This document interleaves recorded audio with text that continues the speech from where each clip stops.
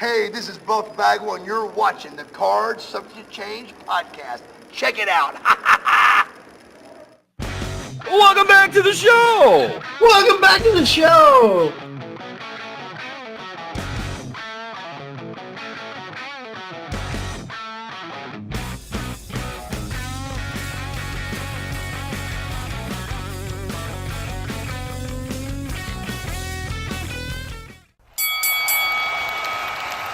And now, your hosts of the Card Subject to Change podcast, the For Frequency's Sake Tag Team Champions of the World, the Wizard CZ, and Never Wrong, Nick Bull.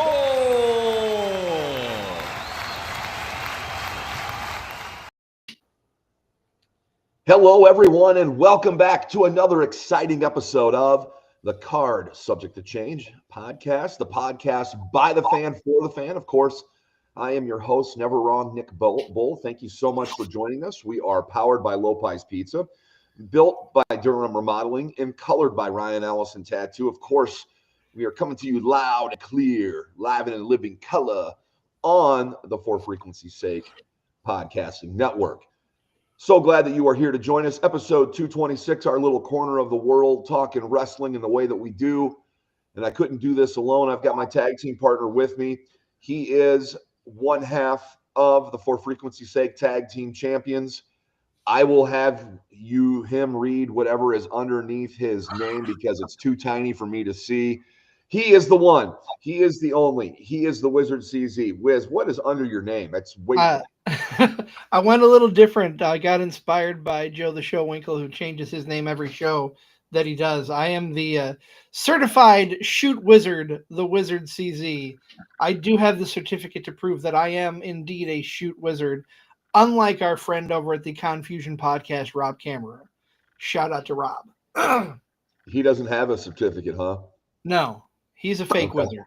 Okay. Fair enough. Yep. Yeah, before we really get into things, you mentioned the For Frequency's Sake podcast network. Got to give a big shout out to our flagship show For Fantasy's Sake, who celebrated their 100th episode this morning. So congratulations to Doug, DJ, and the boys over on For Fantasy's Sake. 100, that's a milestone. They got nothing. We got nothing, or they got nothing on us though. We're at 226. I know. Well, they're a little different. They're seasonal. That's what we have no off season. What did I just do?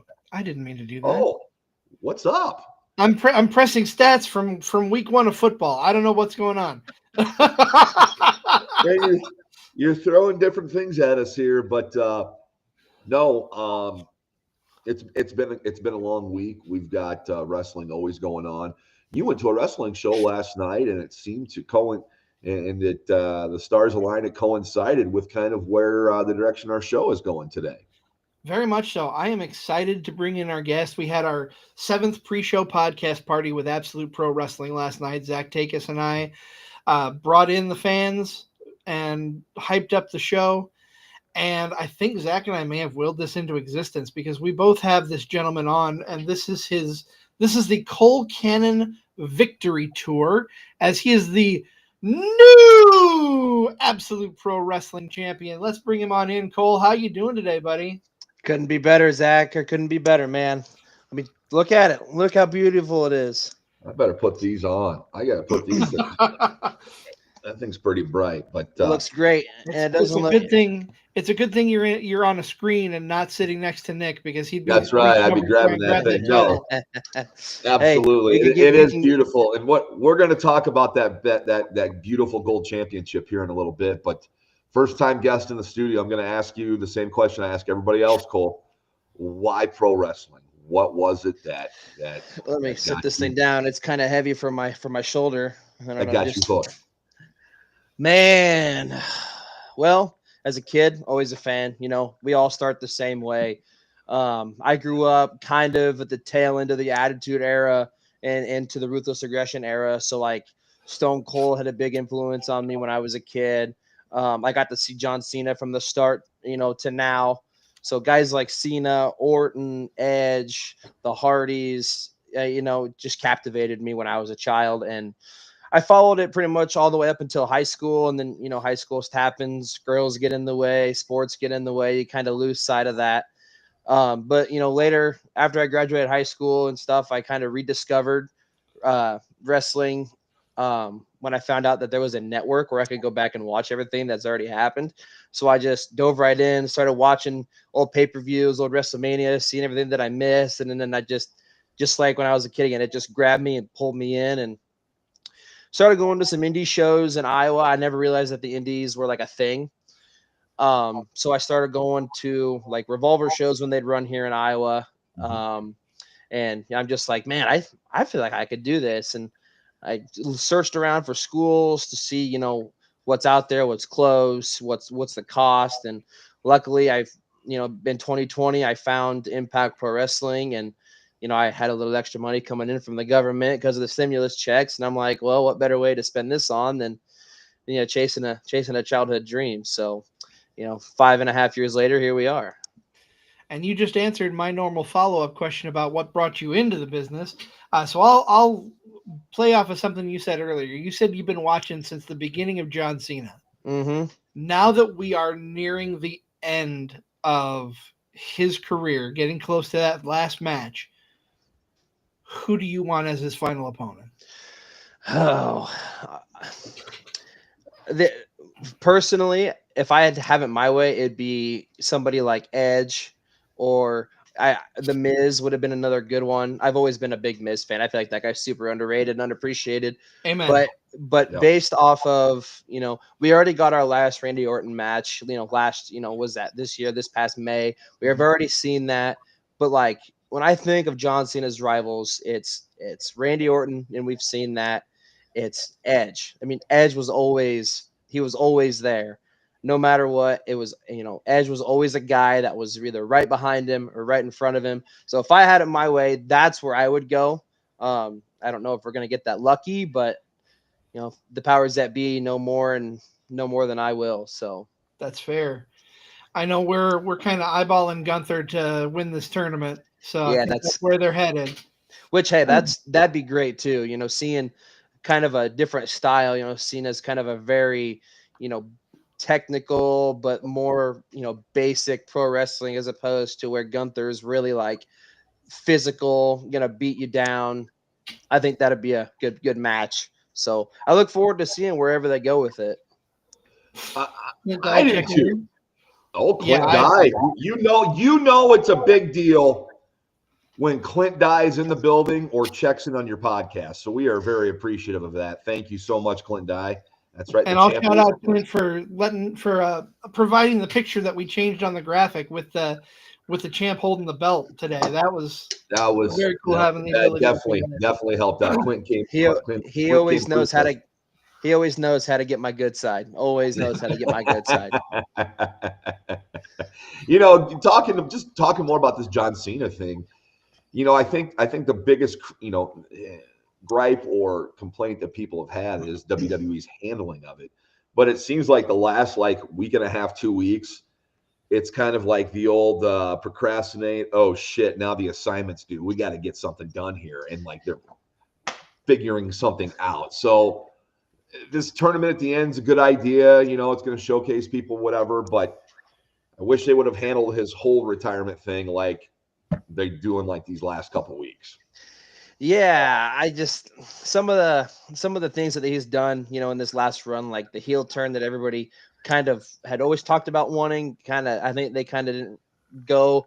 I thought they were going to take that farther than what they did, but I feel like they were kind of like, this isn't working, so we got to change something. I feel like they've never really recovered from that. So maybe this tournament's their best way to do that, and hopefully they'll get it done. I have faith. So. Tripp seems to know, how to get the fans invested every week. So, because we always tune back in, Right. For sure. Now you mentioned, Impact Pro.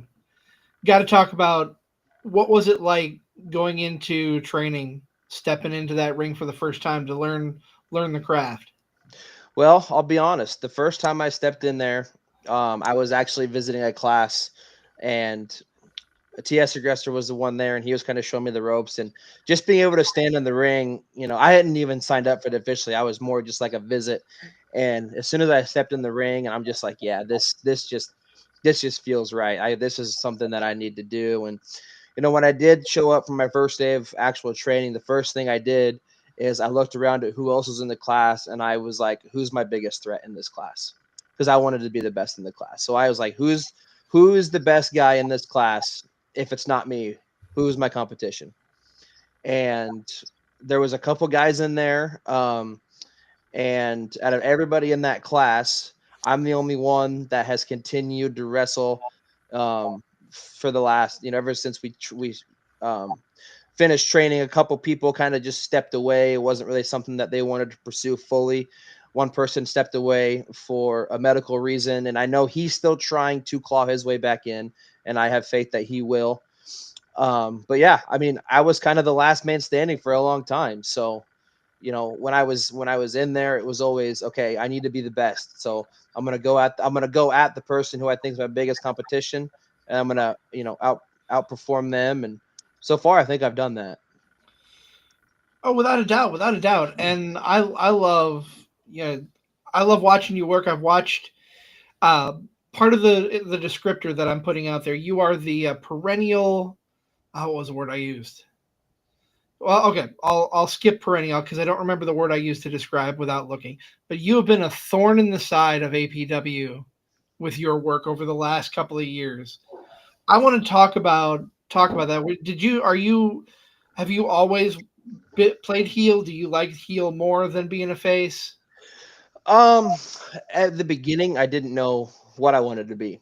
It was kind of a show-to-show thing. I could never really get my feet fully underneath me and what I was doing, what they wanted from me. This isn't just with APW, this is with everybody. But once I was kind of got more confident in my work, more comfortable in the ring, and kind of started to get a consistent flow of the same goal for each show. Like, this is what we want, this is where we want to go with it.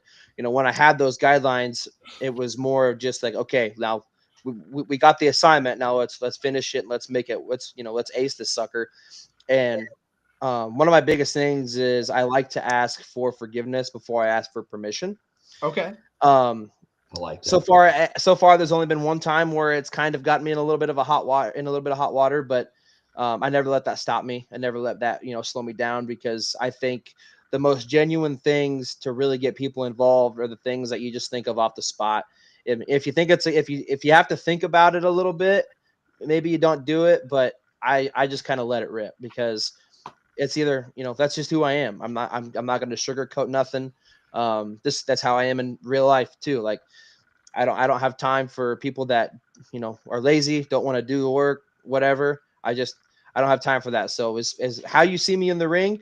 I might not be that level of, lack of a better word, dickhead, but that's just my personality, man. So, being able to be that bad guy is just kind of something that just came naturally to me, and something that I've just really, taken the ball and ran with it, because it's working, and it's been working for the last 3 years. I've been doing this with Absolute Pro Wrestling since basically we started running shows with them guys. So, having that background where I can just continuously, evolve my character, work to like make it better.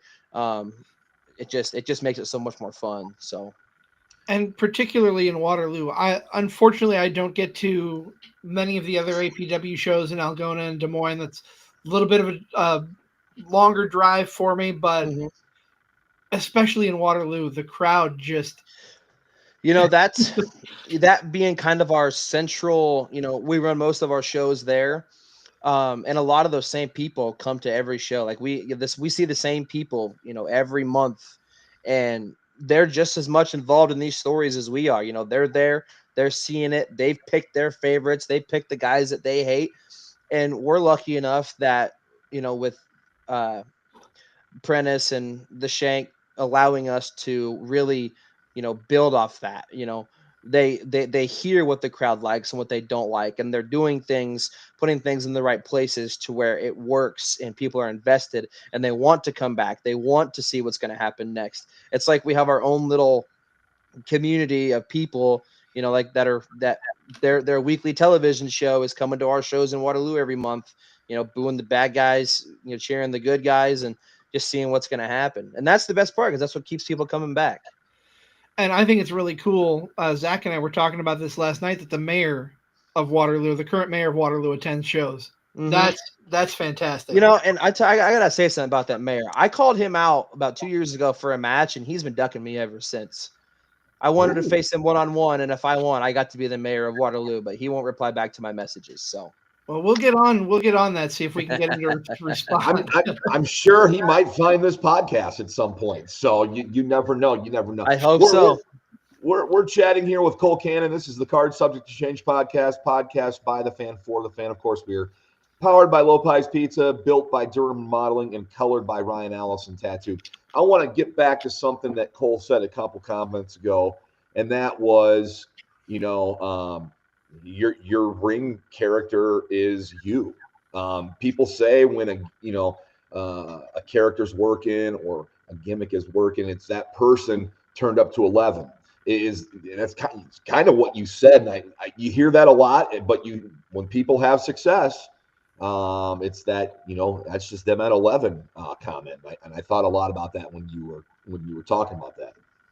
Yeah, I mean, obviously, I'm not gonna go walk up to somebody on the street and tell them how I really feel without being provoked. But it's just the way it is. I'm outside of wrestling. I'm a pretty quiet, just kind of keep my head low.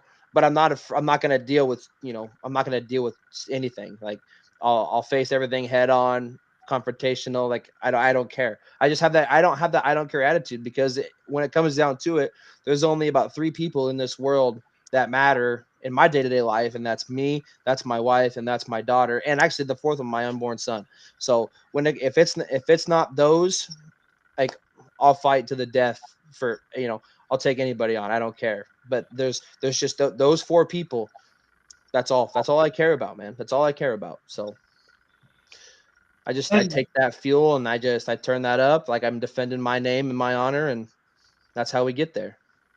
And congratulations on the expected addition to the family. That's awesome. I'm gonna have to get a new hat, huh? Yeah. Cole, walk us through, when it's show day, what is your routine to get into go mode for stepping in the ring? Do you have any traditions, any superstitions when you're getting ready for a show? This is the same thing. I do this every single day, not before a show, just every single day. Wake up in the morning, I walk to my refrigerator, I pull out a White Monster, I crack that sucker down the hatch. That's how we start our day, no matter if it's Monday, no matter if it's Sunday. White Monster, that's it, man. That's the key. That's the key. That's one of the best ones out there, too. That's the only energy drink that I drink, and I live by it. I swear my blood's probably 75% White Monster at this point. So, hey, if anybody out there from Monster is watching, hey, I'm ready for a sponsorship, man. Do you sit there and sweat energy drinks? Just White Monster, man. That's the only one. I've been drinking. Listen, I don't abuse them. It's one a day, one of just the normal size cans, one a day, and that's it. I've told my doctor about this, and he's like, yeah, as long as you're doing it, not abusing them any more than that, you're fine. So, hey, doctor said it's cool. That means it's good, right? For sure. So, maybe since you're the new champ for Absolute Pro Wrestling, your affinity for White Monster, maybe you get like some White Monster looking gear. That's not a bad idea. I actually kind of like that idea. You know what I mean? Hey, if we can get some branding on that thing, I guess start making some money off that too. That'd be pretty sick as well. There you go. Monster Energy, if you're listening, Cole Cannon is looking for sponsors. Let's go. You don't even gotta pay me. You just ship me a pallet of White Monster a month and call it a day. That's all I need, man. Oh, Cole, I always let the guys talk, and I want to go back and touch on a couple things. When you said you would go, get on the network and go back and watch old shows and stuff. Yeah. What was a show that you kept going back to? What's like one of your favorite ones to go back to, and what are the reasons why? Some of the matches or whatever. Just a lot of like old ECW stuff. I love watching those old ECW pay-per-views, mainly because I didn't know that it really existed when I was a kid, because it was kind of pretty much done for by the time I really dove full force into wrestling. So going back, seeing where guys like RVD started, the Dudleys, things like seeing like AJ Styles and Rey Mysterio pop up in there, and just watching some of those classic matches with like Raven and Sandman and all that stuff. Just stuff that I never got to watch before. I just kept wanting to see more and more and more. And you kind of start to learn about where these guys came from and all that stuff. Now, if it was more modern stuff that I did know was there that I missed, it was a lot of like Elimination Chambers, TLC stuff, basically all the gimmick matches. I was a big fan of gimmick matches and like hardcore wrestling and stuff like that. So it was always, trying to find all those, stuff that I couldn't watch. Because when I grew up, we really didn't get a lot of pay-per-views. It was pretty rare. So just going back to those kind of gimmicky Elimination Chamber, Hell in a Cells was always kind of my go-to. So what's your favorite gimmick for a match? My favorite TLC, man. TLC. Okay. I grew up, big Hardy Boys fan. That's pretty much everybody that likes pro wrestling was. Just seeing people fly through the air, crashing through tables. There's nothing better than that, especially as a little kid. So, seeing that stuff, and when I got into it more later, I figured out that deathmatch wrestling was a thing, and I got really big into like watching that and stuff. And I started wrestling myself, and I took a couple bumps on some thumbtacks, and I'm like, yeah, that's probably about as far as I'm gonna go. some of them, I have nothing but respect for them deathmatch guys, but they're nuts. They're a different breed, man. They're nuts. Kudos, because keep me out of anything that's gonna carve me up like that. So no light tubes and no exploding. That's not for me, man. I'd sit here and call myself a wrestling purist, but I'd be a liar. I do enjoy watching that stuff. Within reason. Some of that stuff can get pretty gory and pretty violent, but seeing some of the stuff, like seeing Nick Gage on AEW a couple years ago, that was kind of something nobody ever thought that we'd see. But when it comes to wrestling, I love it all, so I'm not here to discriminate. But when it comes to me, my body personally, I'm going to try to keep it in one piece for as long as possible. Keep all the blood inside my body. Are you tuned into the current product? What kind of trips your trigger now? I can't stand Jey Uso. Kind of tired of that. Get that out of my face. Big Seth Rollins fan. Being from Iowa, big Seth Rollins fan. Hate to see that guy go down. But anything with Gunther, I'm big into those big physical guys like Ilya Dragunov, seeing him come back and just, the sounds that he makes when he hits people is just, it makes you just cringe almost. It's almost like you can feel it through the screen. So guys like that British wrestling scene, Pete Dunne, whenever he was pop up on TV, I've always, like watching him work. So kind of more of that physical stuff is kind of what's really getting me these days. Absolutely understandable. And there's a lot out there there's a lot of good wrestling. You mentioned many names that Dragunov, Gunther, Pete Dunne, high on my list of people that I wish would. Obviously Gunther's been pushed to the moon, which is a great thing, but I wish that Pete Dunne would get a little more credit for his work. He's when I started watching, when I discovered NXT and they started dabbling in the UK scene, Pete Dunne was one of those guys that instantly I'm just like the one thing that he did that really stuck out to me was, a lot of guys wear kick pads and knee pads. Well, he just wears the kick pads, and that is insane because wrestling without knee pads is horrible. It hurts so bad. So he's out there, got that big, humongous tattoo on his knee. He's got like a tattoo of a bear on one of his knee pads. That dude's a psycho. That tells me he don't need knee pads. He's a psycho. So, I've been a fan of him ever since then. I see ATW is still salty. I see they're still salty. Guess what? I don't care. I told you what was going to happen. I told everybody what was going to happen. And what happened?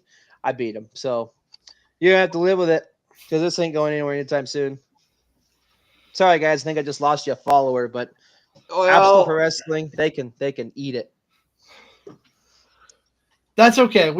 I mean, if we did lose them as a follower, that might mean we don't get to do any more pre-shows out there. I hope that's not the case, but because I love going out to the shows. But we'll see what we can do. Now, Cole, I have to talk to you about something big. You know, Okay. Wrestling is not always flowers, wine, and roses. Convergence. The rope break. Yeah. When that happened, what is going through your mind? So when I hit the top rope and I launched and I felt the tension come out from underneath my feet, I felt all the energy leave my legs. And when I wasn't really thinking anything when I hit the ground, but when I hit the ground, the first thing was, can I move my legs? So that's why I started kicking. I'm like, okay, I can feel my legs. I'm fine. I sat on it for a second, recollected myself, got back up, finished the match. And really, I was like, all right, that was scary, but that could have been bad. I didn't realize how bad it was until I saw the video. Like that, seeing that video, I was kind of like, oh God, I was extremely lucky. Yeah, that was a scary day for sure. I had my wife was there. I had one of my aunts was there with my cousin. So it was, that was kind of a scary moment for a lot of people, seeing the people react in the crowd. But I didn't want to finish the night like that.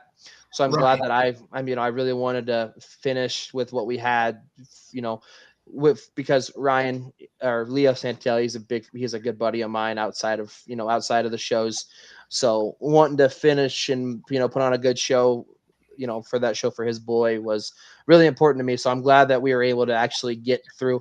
I still have a bone to pick because I technically didn't go over the top rope. So I haven't been eliminated yet. So as far as I'm concerned, that match is still going on. So Brett Hadley better watch his back, because if I see him in a ring with a top rope, he's going over it. So. And you talk about watching the video. Nick and I, it's known, we've talked about it. We left at intermission just because of the long drive, and we both had long days that day, so we didn't see it live. But kudos to good friend of the podcast, Jared Thumb, for getting underneath you to kind of cushion your fall. That definitely, for me, watching it was scary shit. I can't even imagine what it was like to live it. I don't even know if he meant to do that on purpose or not, but boy, am I glad that he did, because when I landed, I really, I was headed straight for the back of my head, and that would have, had I not landed more, because I kind of landed more flush and level, because my back landed on his back, so it kind of dispersed the impact as opposed to just straight pinpointing the back of my head. So, I have nothing but great things to say about Jared Thumb as a worker and as just a person. I've always gotten along with him. He's a good dude. I like them, see that he's having a lot of success in his career. So, but yeah, I was lucky that he was there, in that situation. And also kudos to, not only Jared, but Obadiah King, from Madhouse Wrestling. He, that was only like his second or third show that he was involved in. And I think it might've been only like his second or first one in front of an actual live crowd. He just kind of he picked up and he's like, okay, this happened, we got to adjust. And I thought he did a great job handling himself for somebody that's so new into the business. So I needed to give him some flowers and some kudos as well. So awesome. Very awesome. Does getting through, excuse me, you never train. You never train for the worst case scenario. You've kind of had one of those. Does getting through that give you peace of mind, or is it a little more caution for the next time, for the possible next time that it could happen? How does one move on and keep going through that? So I've actually had not a similar situation, but I actually did, get like relatively seriously hurt in a match previously. And yeah, you really, those things that hurt you, legitimately, you really start to kind of, okay, is there a reason why I should still be doing this? What is this accomplishing, me doing this? You think about those things, you really do. And it's really just all a mental game. It's just, it's just like riding a bike when you're a kid. Sometimes you're going to fall, you're going to crash, and you either get to decide if you're going to, just put the bike back in the garage, if you're going to hop back on that sucker and, tame that lion. So I haven't gotten back on the bike yet. The bike is still in the garage. But with some more training, ring time under my belt, I'm going to, try a couple things behind closed doors. So if something, I can, whether that's just positioning, things like that, to avoid stuff like that. But that's just one of those freak accidents that you just don't ever plan for. And, I've wrestled in that ring 100,000 times and never had an issue. I think that just happened, bad, wrong place, wrong time. So, but yeah, I will get back on that bike. I promise, for anybody that even cares to watch my, big ass do flips. We need to get some new guys in there that do flips, so I don't got to do them anymore, because they kind of hurt. Yeah, I'll be honest, they kind of hurt. But yeah, it's just it's mental, man. Just mental. Got to get back on that bike and tame that beast. So, without a doubt. You are tuned into the Card Subject to Change podcast on the For Frequency Sake Podcast Network, the podcast by the fan for the fan, powered by Lopez Pizza, built by Durham Remodeling, and colored by Ryan Allison Tattoo. I also want to give a shout out to our friends at Luchador's Mexican Grill in Harmon, Illinois, creeping in the comments here. Great. If you are in the Harmon, Illinois area, yes, stop by. These guys are fantastic. I highly recommend. Best little small town hidden jewel we've stumbled across. Luchador's Mexican Grill in Harmon, Illinois. Check it out. It's a little bit off the beaten path, but it's well worth it, man. They're awesome. It's a Mexican restaurant with a wrestling theme. Come on, you gotta love it. And I have it on good authority that I'm going to get Nick next time we go out there to wear a luchador mask to eat his Mexican food. He has one, and he can do it. We're going to make it happen. We'll see. We are talking with the new APW champion, Cole Cannon. The champ is here with that beautiful belt. Fantastic. Cole, as we get into the later parts of the podcast, we're called Card Subject to Change for a reason. We like to play a little fantasy booking. Let's go. Hell yeah, I'm in. So first thing I'm going to ask you, if you could wrestle anyone, past, present, anyone across the board, who would you step in the ring with? AJ Styles, easy. AJ Styles, that's no question. Just I feel like his style. And let me TNA, like 2006 TNA AJ Styles. Back when he was still flying around doing all the all that flippy stuff, the spiral tap, springboard shooting star presses. I want that guy, man. That guy was insane. Growing up, I was lucky enough to have that TNA on my available channels, so I'd always sneak out of bed when my mom and dad went to bed, and I'd turn that on and watch it. I always get in trouble for staying up past my bedtime, but I had to see it, man. I had to, that 6-headed ring was just so captivating as a kid. But with AJ being kind of a smaller guy, essentially, his moveset and my moveset really, I feel like, go well together.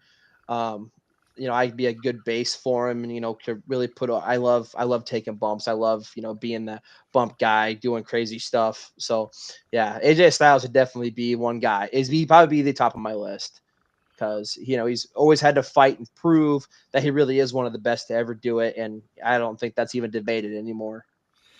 And I've been getting more into previous TNA that I missed when it was in its heyday. Like this morning, I woke up, I put on TNA Plus, and I watched the Triple Threat X Ultimate X match. That match was AJ Styles, so good. One of the best TNA match, probably the best TNA match of all time, without a doubt. Absolutely fantastic, and I would watch it 100 times over. Yeah.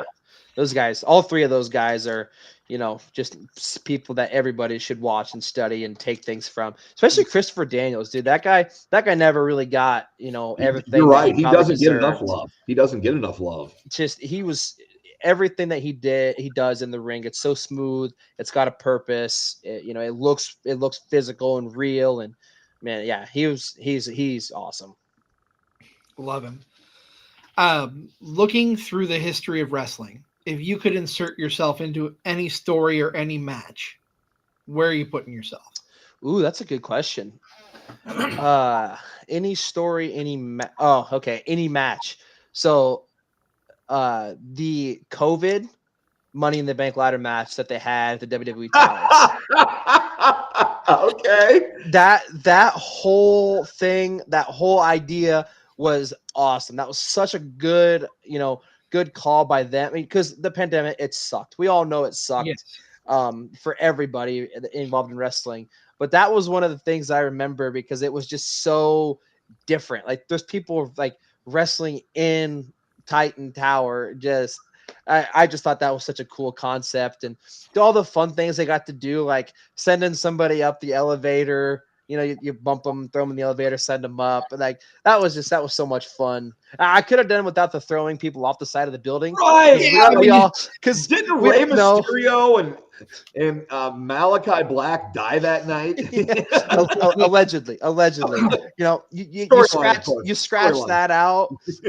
Everything else, I thought that was so fun. I had a great time on, and they had two matches going at the same time with the men and the women. Yes, they did. It was just pure chaos, and I loved it. So I think that would something like that would be fun, where it's just kind of mad chaos, race from the top depth of the bottom floor to the top floor. And such a unique finish with the briefcase being bobbled for the men, ended up being caught by Otis, which there's someone else who doesn't get enough credit. I know he's big into the comedy wrestling, but that man could be a monster if he's pushed right. Mm-hmm. I agree. He's got the size and he can move too. So, but yeah, that match was fun. No, I enjoyed that quite a bit for sure. Anyone you've got your eye on who's coming up in the business, anyone you're watching who's just starting to get into things? Yeah, definitely. I know them guys over at Madhouse have a lot of guys, that they're training. They're being trained by Clay Cooper, who's a fantastic wrestler. I can't say enough good things about Clay and his ability. Trevor the King Olsen, he's a guy that I've been watching, since he started training. Jason Wolf, another Madhouse guy. And then Obadiah King, another Madhouse guy. I can't say enough good things about Obadiah. I think he's fantastic. He has great stage presence, great look, different look. And then Elijah Brooks from that debuted last night. Yes. Seeing some of the things that he did, I was like, man, he came back behind the curtain and I went right up to him. And I'm like, that was fantastic. You did a great job. So looking forward to, stepping into the ring with him, because that kid's got a lot of potential, and it's finally somebody else that can do flips, so I don't have to do them anymore. It's fun watching these new up and comers come in, because even the people like you who've been around for a little bit, future of the business right here. That's what I love about independent wrestling, is you're seeing some of the older guys who are getting to the twilight of their career and are helping bring up the younger generation, but you are seeing the future of the business. And I always tell people, if you have a chance to go to an indie show, it's a completely different ride and you need to go. It's more personal, man. It's more personal. We make relationships with these people. These people, they're on my Facebook saying nasty things to me because they hate me, man. They don't like me. That's the relationship that we have. They're not going to get on Facebook and go on a post that's got John Cena on it and say, John Cena, you suck. And he's not going to say anything back. I'll say something back, man. I'll put you in your place. I'll go word for word with anybody all the time. And I think that's what separates a lot of us is, our engagement with the fans is at a much deeper, more intimate level. than you can get at, at the big shows. So come out, support independent pro wrestling. You're gonna have a good time. You're gonna see great matches. You're gonna see stuff that you've never seen before, and I guarantee you'll leave wanting to come back.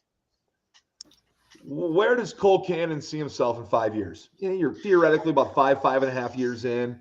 Well, where are you going to be in 5 more years? In 5 more years, I'll still be the APW heavyweight champion. That's a no-brainer. No, ain't nobody taking that from me. Just keep doing, probably still exactly where I'm at. Hopefully I'm able to get some opportunity to, branch out, maybe, try to fight my way onto a TV spot or something someday. But, really, where I'm at right now, I'm happy.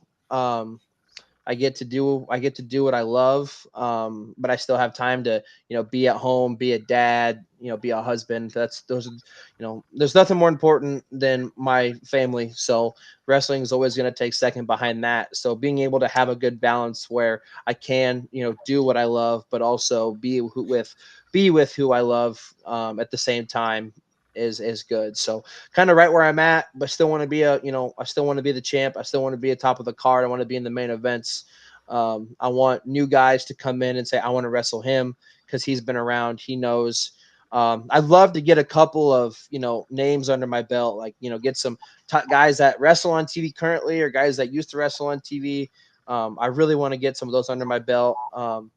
I've been fortunate enough to wrestle one person that was on WWE TV. I wrestled James Ellsworth a couple years ago. That guy's weird. I will say that he's a strange cat. But I want to make that list bigger. I want to prove that, yeah, there are guys, even though we're not on TV, but we can still go with guys that are on TV or have been on TV. Because you'll find that you never know what's out there. We might not look like Brock Lesnar. We might not look like John Cena, but we can work just as well as some of them guys. For sure. Yeah. Hypothetically speaking, if you were, if you had the big companies come to you, say you can go anywhere you want, they've all got a contract waiting for you, where do you see yourself fitting in the best? Where would you want to go?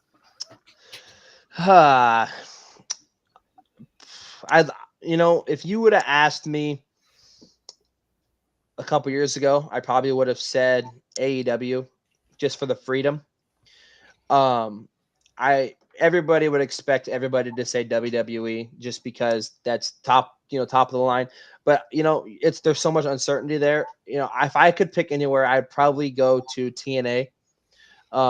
Just because a lot of the guys there kind of wrestle the same style. They have a little bit of freedom. They get decent, good sized crowds. And if you can, make something of yourself on that level, then you're only going to be able to go up. I hate having the idea that it's lesser, but it's obviously, top of the line is WWE. We know that. That's always going to be the main goal. But right now in my current, situation where I'm at, I think TNA is probably where I would go.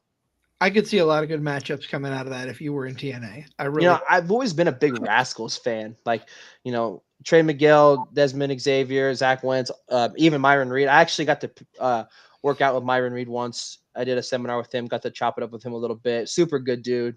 He gave me a lot of good, advice, input. I'd love to wrestle that guy. I know he comes make stops in Iowa pretty frequently.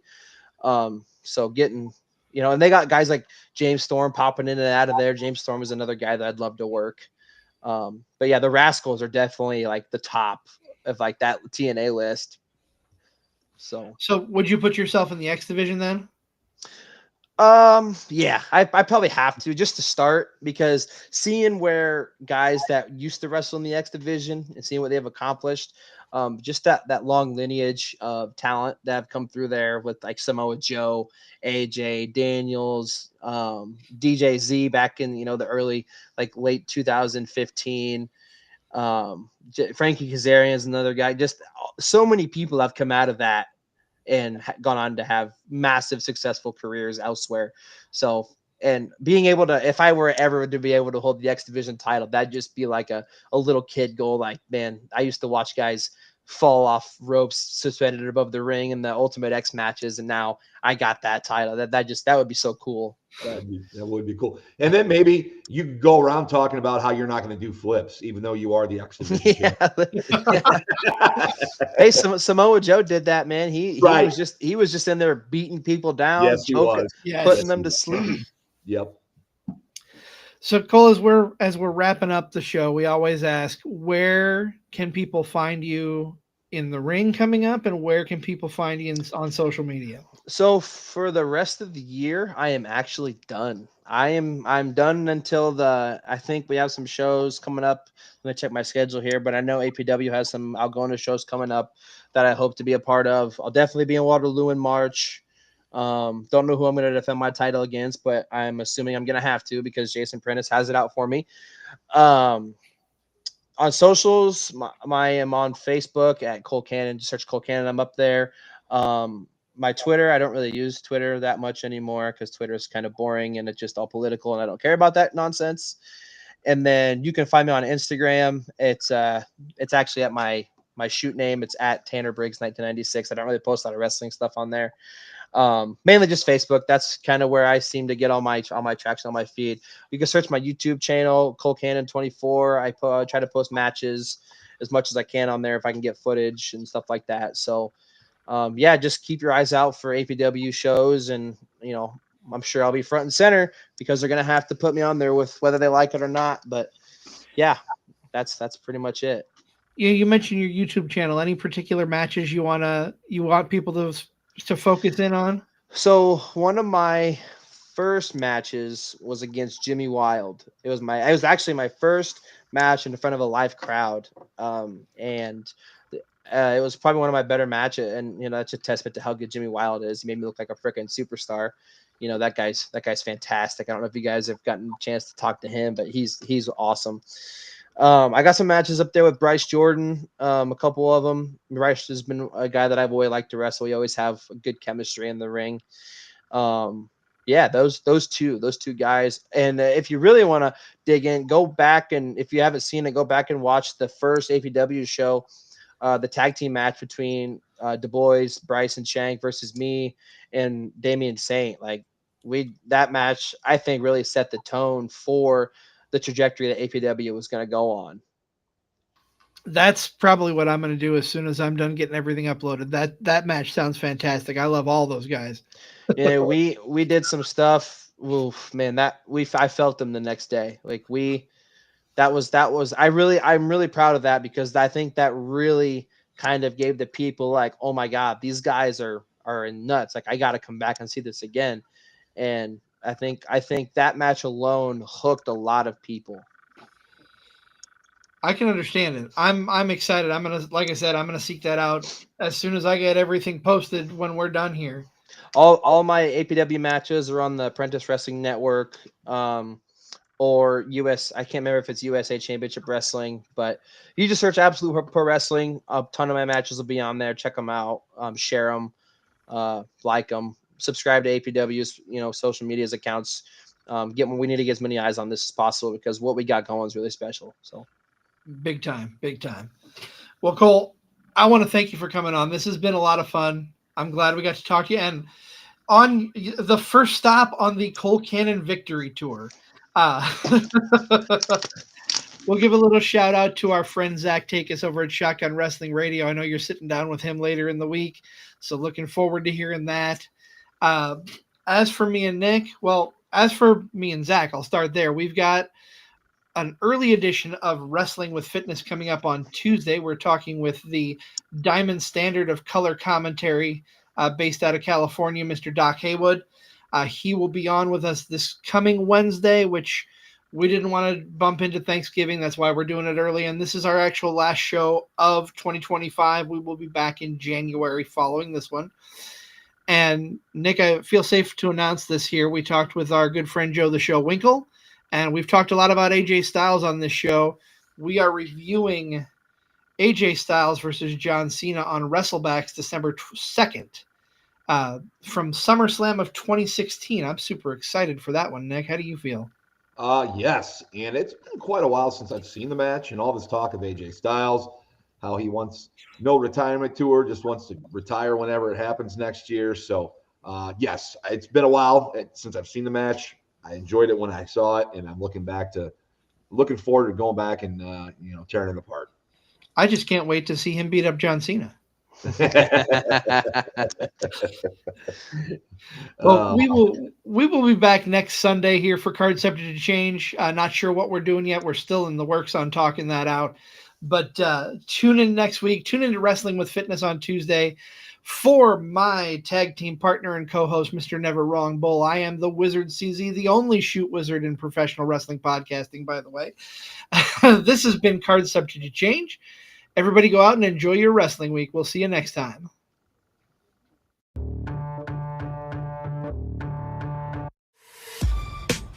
This has been a For Frequency's Sake Podcast Network production. For more great content, subscribe to For